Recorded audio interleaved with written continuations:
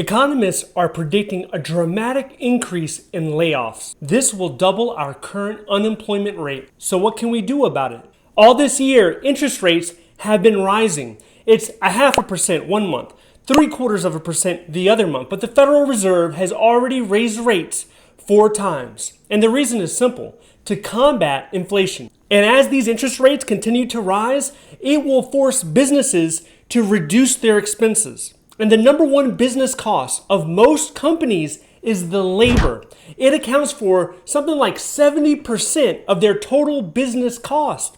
So where do you think they're going to cut expenses? They're going to cut jobs, and it will be in the millions. Right now in the US, there are 152 million jobs. Unemployment is between 3 and 4% right now. That is looking to double. And what happens when it doubles? People have less disposable income. People buy less products and services. And that means less revenue for the company, who will then respond by laying more people off. And in order to bring inflation down to 2%, we are looking at an unemployment rate between 6 and 7% over the next year or two. But if you're keeping up with the news, you already know that a lot of these layoffs have already begun. You read headlines of hiring freezes, hiring pauses, and stealth layoffs in the news.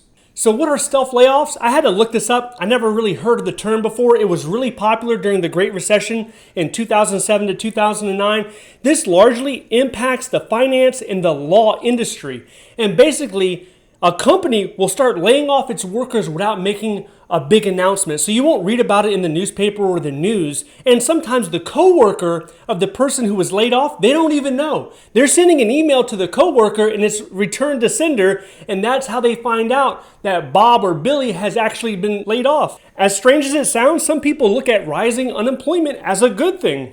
This is because there's a bigger labor supply for companies so they can be more selective, as if they weren't already selective enough. So what happens to people when they lose their jobs? They usually file for unemployment, but that only covers about 50% of your previous income. And it's not just financial pressures that they experience, it's mental and physical pressures that come along with it. And they're not the only ones suffering. It's their family, their relatives, their kids, their spouse. Everyone is impacted. Also, a lot of unemployed people at a certain point feel tempted to start dipping into their retirement, their 401k. If they have a 401k, they want to grab that money, which is a horrible idea because you're getting a 10% penalty if you take that money out early. And then you still have to end up paying taxes on it. So we're talking state and federal. That's another 30%. So how can you protect yourself during times of high unemployment and a recession? Become more valuable. This means learning and using new skills related to your profession.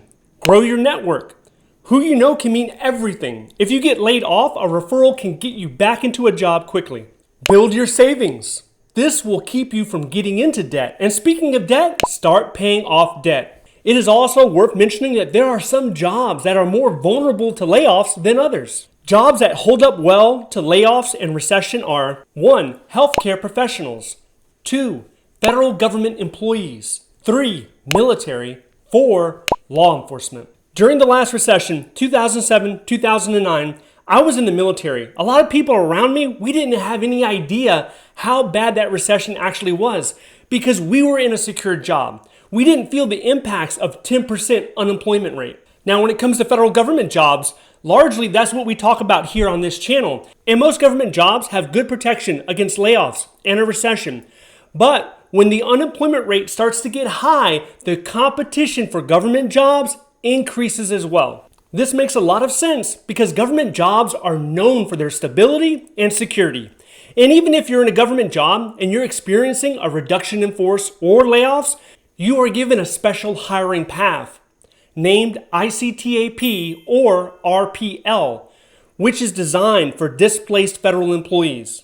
Now, if you're watching this and you want to get a better job, whether it's a government or a private sector job, but you can't find the motivation, you can't find the desire to actually get up off the couch and start applying to those jobs, then I have some advice for you I would like to share. And you can learn about it if you watch this video next.